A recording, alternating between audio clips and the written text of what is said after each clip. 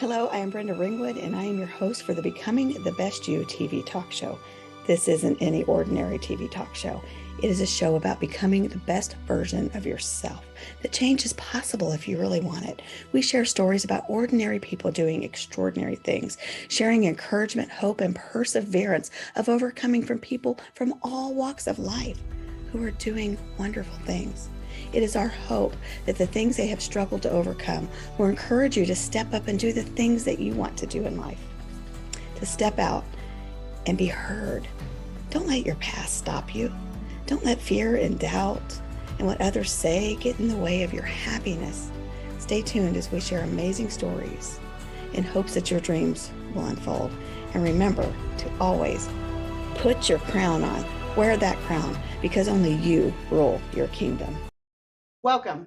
Thank you for tuning in to the Becoming the Best You talk show. I'm Isabel Black, and today's episode, we have Brenda Ringwood interviewing Ruben West. Ruben West is just an ordinary fella from Topeka, Kansas, but he is doing extraordinary things in the world. He has come today with a lot of golden nuggets, so get your popcorn, get your favorite drink, and get you a notebook because you'll want to take notes. Hi, it's Brent. I'm coming to you with another BTBY TV show. And I have to brag a little bit because this man right here is so special to me. I don't even think you know how special you are. This is Dr. Ruben West. And I know people have referred to him in several of our conferences. This is the man. This is the one everybody talks about. So when I was at a really low point in my life, and he had an event in Kansas City, and he gave me a free ticket. I had no money. I couldn't afford this ticket. And he gave me this free ticket. He said he wanted to give back to the community. And I had just been out of prison like a year.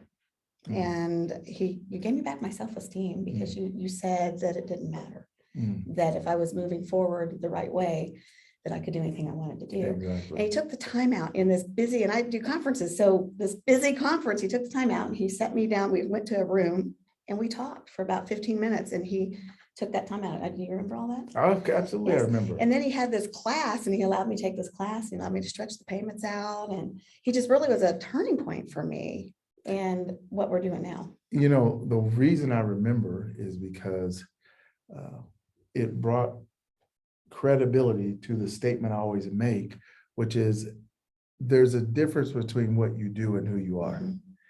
And when we were in that room talking, and I never knew you were in prison and stuff. You said you were in prison. I was like, oh, she's so funny. Yeah, I was. And then you're telling me, and I was like, yeah. And it seemed rather incongruent to the person that I saw you as. And what we have to realize is that life is a journey.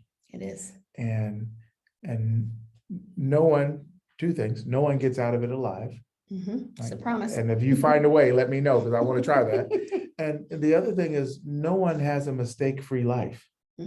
And what the mistake a lot of people make is they think they have one and then they judge other people for not having one. That's right. You did this, you did this, right? But we've all done something. But for the grace of God, there go I. And thank goodness they can't see. See, a lot of us make mistakes, and just because it's not publicized, it's not public, they still act like they have never made one. Now they have. Of course they have. But they act like, and so, me being of the faith that I am, I know the only thing worse than sin is iniquity. Because iniquity is sin you can't see. That's right. Right. And so if I stole your money, you would know I stole your money. But sins like jealousy, envy, lust, those are sins that you can't see. Right. And so, there's a story in the Bible where they want to condemn this woman. And they said, she did this, she did that. And they said, we should stone her. And they said, what should we do? And they said, he who was without sin cast the first stone. But the real word was iniquity. Right. And what they're really saying is,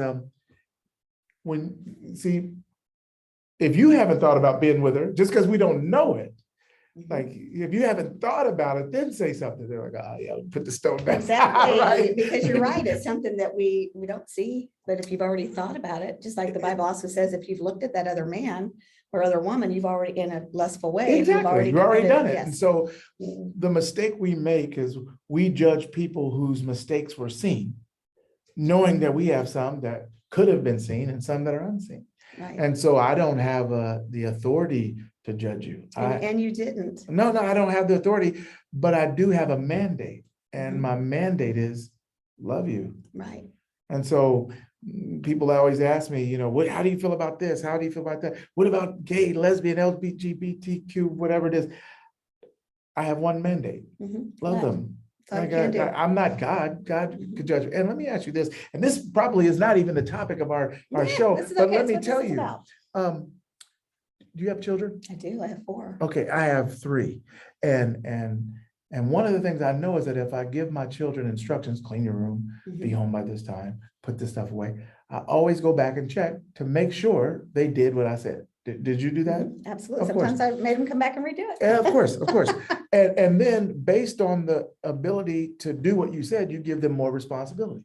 If you come home late, maybe you can't stay out next time, maybe you can't use the car. But as you do what I've asked you to do, then I give you more responsibility. I give you more trust. Makes sense? Mhm. So now it is incongruent for a parent to give a child an instruction that they're never going to verify that they completed. Because once the child knows that you're not checking or that you're not going to follow up, then that gives them liberty to make even bigger mistakes Right. or go off on their own, right? That So you're not now- going to see it. He's So not gonna now see let's it. bring Yeah. this all home. Why would God give us an instruction to love our neighbor as ourselves if he was never going to create different neighbors?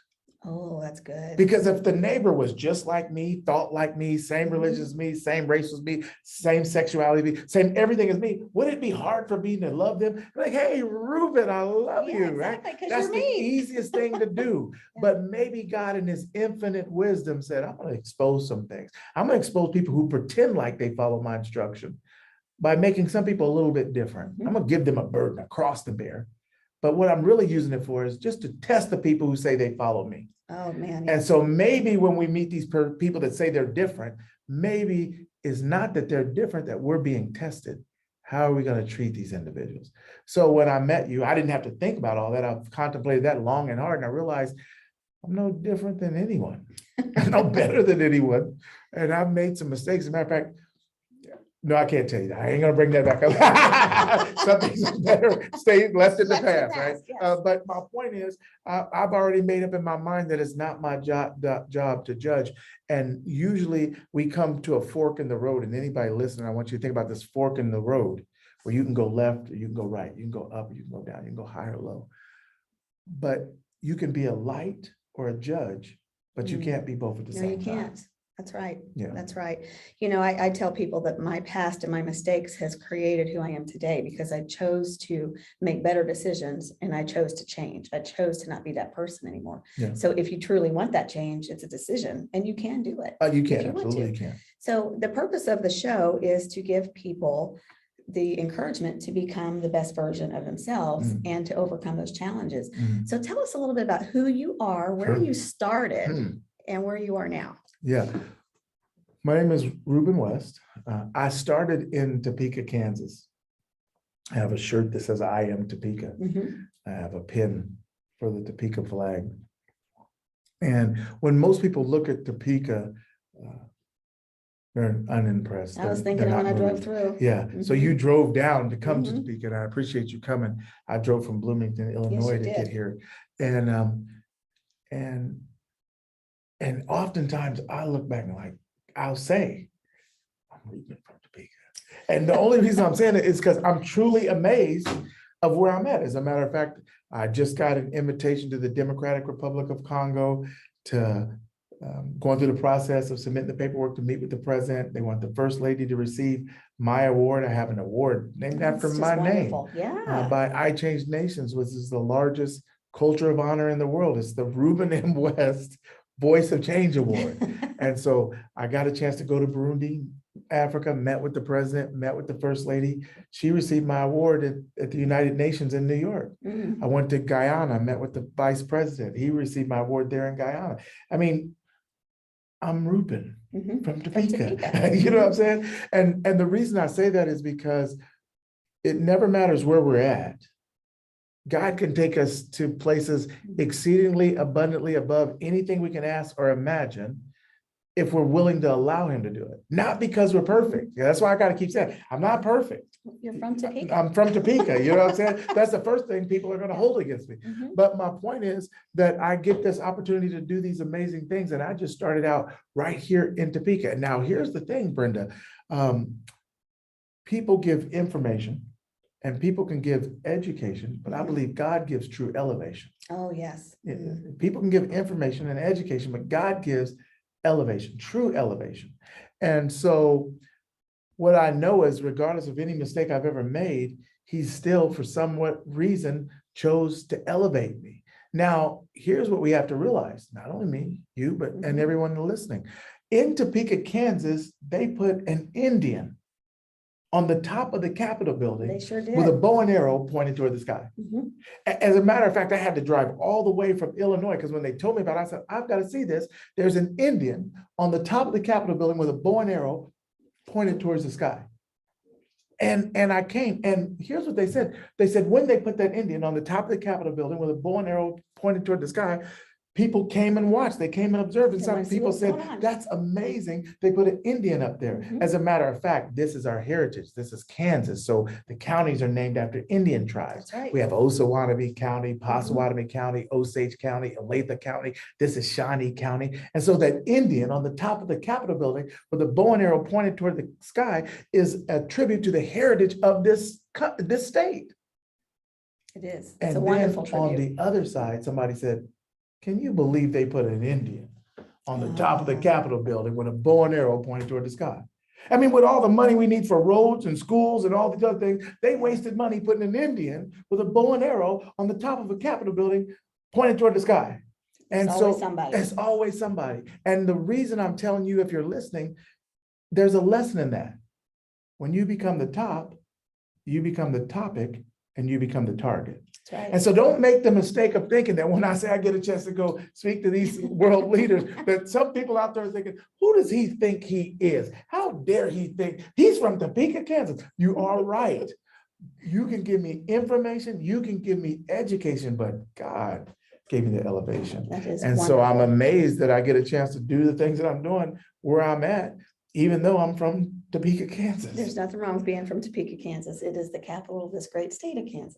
Indeed it Yes, is. it is. Got to see the good in everything. Yeah, indeed. So I've gotten a chance to really transcend who I ever thought I could be. And you didn't always do what you're doing now. You No, own not at several all. companies. Absolutely. You were a nurse. Yeah. Tell us about your Sure. everyday life back. So watch this. before. I went to Highland Park High School here in Topeka, Kansas. I was in the military, I was in the reserves. Oh, I did know that. And I forgot I about that. started that when I was in high school. I went to Mhm. basic training during the summer of my junior, senior year. Then came back, they paid me to wear my uniform to school in high school. And then I went to my on-the-job training, which was 91 Delta and operating room tech. Wow. So we would pass instruments to the doctors, either knife, Mhm. scalpel, we would do that. And I worked at the local hospital here. In 1991, we got activated to go to the Gulf War. It was when Saddam Hussein invaded Kuwait. And so we're in the Gulf War, and one of the surgeons said, Ruben, I'm going to teach you how to assist. Because it's not 9 to 5 at war. It's until the patients stop coming. Yeah. And it's set up so that in one operating room, you can have a table on this side and a table on that side. So in mass casualty situations, you can be working on this patient, the doctor breaks scrubs, changes gown and gloves, turns, and now he's over here, and you're moving this patient out, stabilizing, coming in. Wow. So he said he's going to teach me to do some stuff. And I said, man, that's great. Mhm. And so he showed me a few things, a few knots and blah, blah, blah. And I remember that night sitting on my cot thinking, when I get back to Topeka, Kansas, I want to start a profession where I could just assist surgeons, Mhm. where he or she could call me and say, I got a cranial aneurysm and an open heart bypass or whatever it is, and I can go into the system.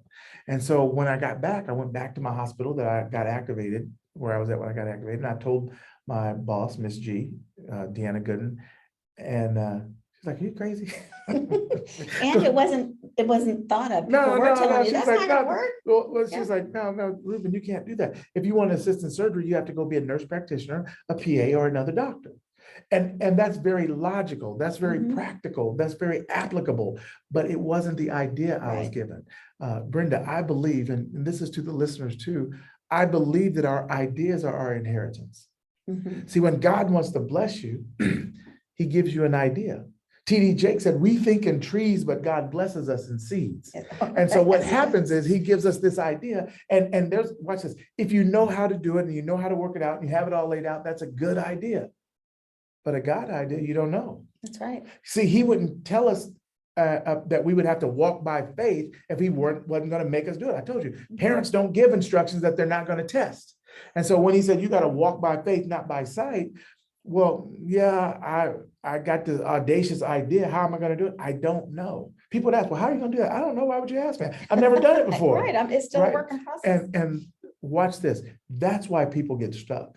Because the change that they want to make, they've never done before, and they think that they have to have the answer before they do it. So here's quick, right to it. How do you do something that you've never done before? Here's what you do. First thing I got to do, stop worrying about the last step and just focus on the next step. What is the very next step I can take? It might be studying, it might be praying, it might be working on yourself, but every day you're asking yourself, what is the very next step? And then the reason most people don't take steps is because, like, when I got this idea, I said, well, I don't know how to do it. I mean, I don't know.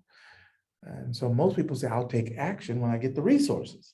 But God says, I'll give you the resources when you take action. And so the reason most people never get the action for the stuff, the resources for the actions that they should have taken is because they didn't take any action. But there's something a mile down the road. If you've ever needed gas and you were driving and looked around and there's no gas station, you don't stop. No, you keep going. You keep going. And Yes. then when you get down the road, you find the station. And what most people do is they stop. Well, I don't know how to do it. I don't know what to do. So I'm going to just sit here. Okay. That's called running out of gas. And now you're in a completely different Now situation. you're begging for help. Exactly. So I just took action, and it took us about 10 years, but we wrote the scope of practice, the job description, the college curriculum, the textbook. And we were able to implement that program right here in the state of Kansas. I did have to leave my hospital that I started at and go to Wichita, Kansas, where they allowed us to do it. And I don't blame them. You know why? Because remember, I told you, I started in surgery when I was 18. Very young. And so what I can tell you is that the Gulf War changed me. But it didn't matter if I had changed. When I came back, they still saw that crazy Reuben that would go around the OR doing crazy stuff. They're like, you want to do what? Start a profession? Get out of here. Yeah, Like, you know what I'm saying? So it was never, and all I'm telling some people listening right now is sometimes people know you as who you used to be.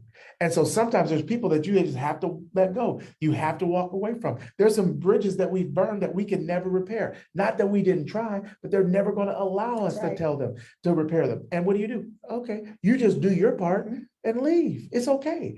And I knew that at Stormont Vale Regional Medical Center in Topeka, Kansas, they were never going to let me, like, they couldn't take me that serious. Like this, I could tell you some stuff, but I'm not going to. My point was, They probably were kicking themselves later. and a lot of people are. Yes. And that's the key, is sometimes I went to Kenya, and when I was in Kenya, I started this organization called Civility for Kenya. And I'm audacious enough to think that they've had violence after their previous elections, and I'm audacious enough to think that I can help them prevent post-election violence in the election that's coming up in August.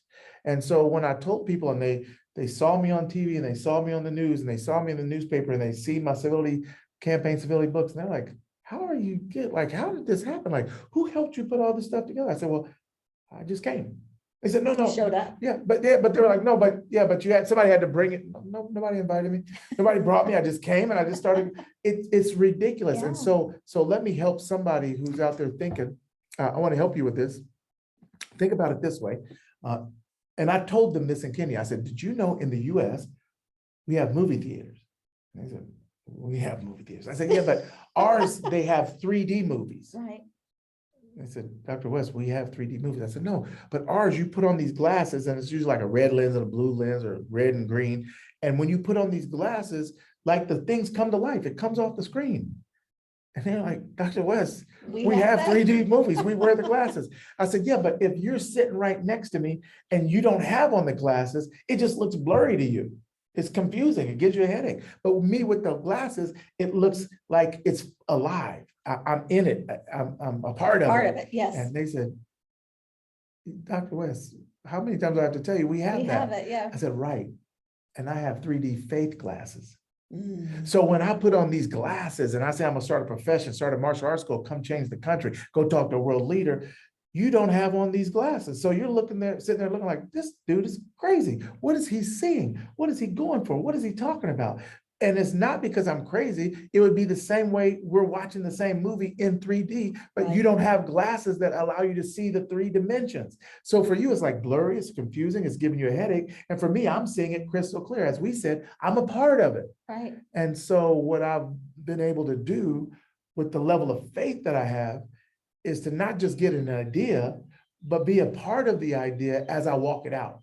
And it's changed my life. Very much so. Like it's changed my life. And what I had to let go of is the old Reuben.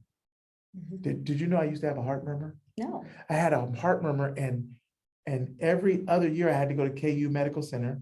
And when I was a kid, and they would check me. They'd say, deep breath on the Mhm. side, in the back, hold. And then they say, yeah, no, we can hear it. And I would go every year. And Brenda, I loved this heart murmur. I love heart murmur Reuben. You know why? Because I have a brother that's 11 months older than me. And so he had my parents first. He was there first. He was first at So everything. you got attention. But when I went to KU Medical Center, it was during the week and he was at school or at my grandparents'. And I'd be in the back of the car with my arms folded out, nobody in the back seat. And it's just me, my mom, my Just dad, and you. me. And I loved it. Mhm. And so one of the things he said was, the last time I went, he said, it's gotten a lot worse and we're gonna have to do open heart surgery. Oh, my mom broke down. She I bet. immediately started crying. And they said, we'll bring him back, but it looks like we're gonna have to do open heart surgery.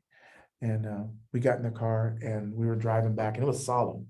We went downstairs. We always have these go to eat while we're there. And so I would always get these stuffed green peppers. Mm. And so we were driving back and I heard my parents talking, and what they would do is they would talk in pig Latin. So I wouldn't Thinking you understand. wouldn't understand, yeah, but you did. And so I remember being at home and I asked my mom, I said, Mom, I wanted this toy. And she said, what toy? And I said, it's the G.I. Joe with the Kung Fu grip. And she said, for what? It's not your birthday. It's not Christmas. Like, why would I get you this toy? Why would I get you a G.I. What'd you call it? I said, it's a G.I. Joe with a Kung Fu grip. She said, why would I get that? Wow. And I said, I hope I'm alive to get it. You were playing on Guess that. what I got? You A got that G.I. toy. Joe with a Kung Fu grip. So when I tell you I love the heart murmur, it gave me benefits. It did. It gave me benefits. One day we're at church. My mother's associate pastor. I have 4 uncles that are bishops. My grandfather was a pastor. We're at church on Friday night. I'm sitting in the back and there was a guest minister and she's up talking and she says, there's somebody in here with a heart condition and God wants to heal you. And I was thinking, I know she is not talking to me. But she was. And so my mom said, hey, I said, Mom, no, she's not talking to me. Because I wasn't thinking about the benefit of being healed. I was thinking you were about the gonna lose. privileges I was going to lose for losing my heart Right, murmur. right. This got me a G.I. Joe with a Kung Fu grip. And so I was like, no, I know she's not talking to me. And so my mom's like, Ruben, let's go up there. I said, Mom, I don't want to go up there. And then she went from that mom to get up here. And so Oh, I yeah. got up The and I mama went voice up came there out. and I went up there and he's like, you have this thing. I was like, and I was crying and I was crying for a completely different reason. They thought I was convicted by the Holy Spirit. And I think I'm gonna lose everything I got in heaven, have to share my parents again. And so the lady prayed for me and she said all this stuff. And then she said, by his stripes you are. And everybody said healed. And I remember thinking, and so there was no way for me to discern if it was healed or not, because I didn't have a stethoscope. Mhm. And so at the follow-up meeting, we're driving to Kansas City and I'm just saying to God, if you didn't take it away, I'm okay. I mean, Right. we're friends here. And Mhm. if for any reason you felt like I messed up or I don't deserve it, I'm good with it, right? And so we get there and KU is a teaching hospital. So the student doctors come in and they put on the stethoscope, deep breath, Mhm. on the side, in the back, hold your breath. Hold your breath. And they're like, I don't hear anything. With a heart murmur, you hear it because it's a separate hole in the wall from the ventricle. Blah, blah, blah. But I was like, what does he know?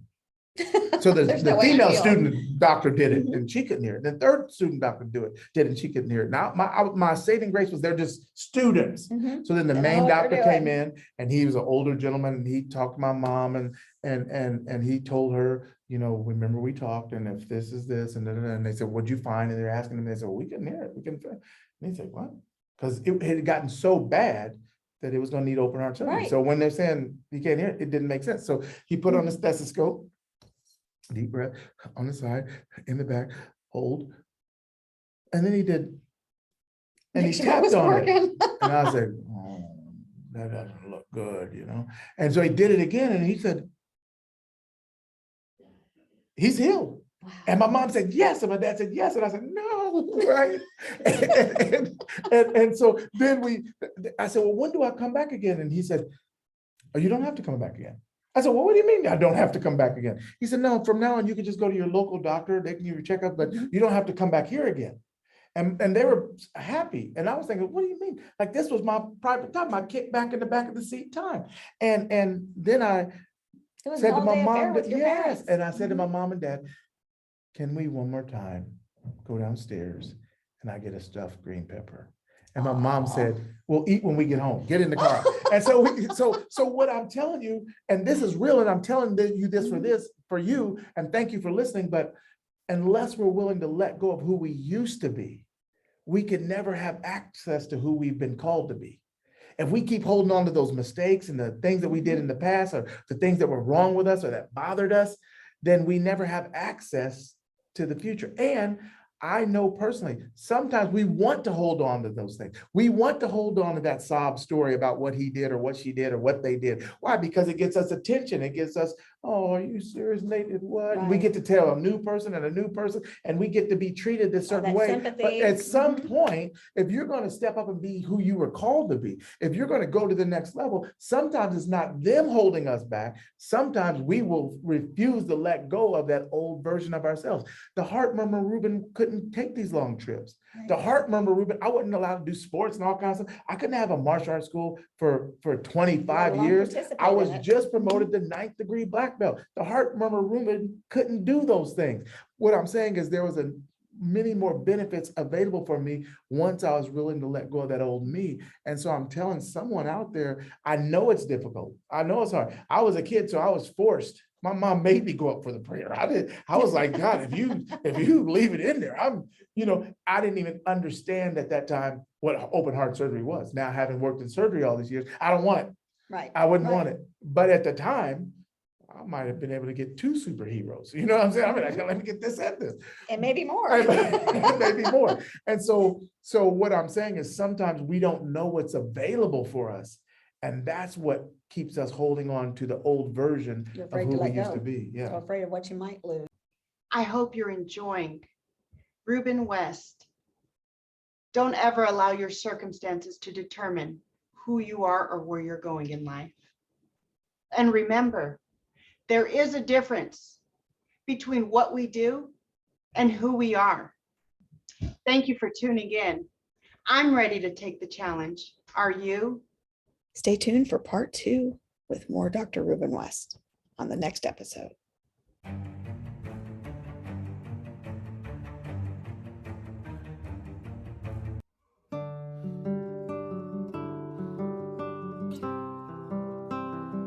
Hello, this is Erin Page, your host for Dream Party KC 2022. What does DREAM stand for? It stands for Dare Radiantly Every Day and Moment. And if you are ready to ignite the spark within your dreams and in your life, this is the event for you. Go ahead and reserve your seat today at erinpage.com.